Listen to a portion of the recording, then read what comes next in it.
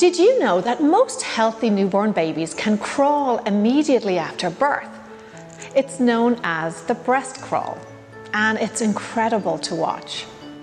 Like all mammals, healthy newborns know exactly where to find their food source. Their brains are wired to find heat and food.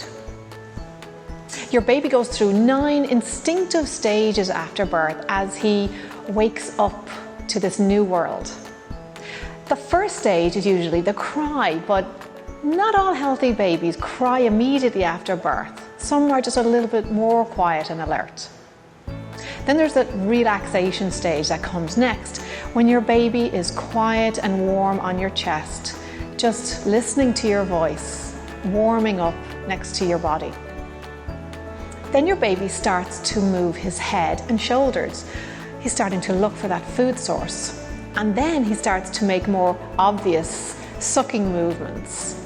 He may suck on his hands too, because he can taste that amniotic fluid on his hands, and that's reassuring for him because it reminds him of home. During labor, your baby's sense of smell is really heightened, and your nipples secrete a substance that smells just like your amniotic fluid. So your baby starts to shift his body towards the breast because, again, it smells like home. Your baby finds the breast through his senses. So his vision isn't greatly developed at this point, but he uses touch and scent to guide him. So the more you can lie back, the easier it is for your baby to complete these movements and latch himself on with little help, just your loving arms to support him.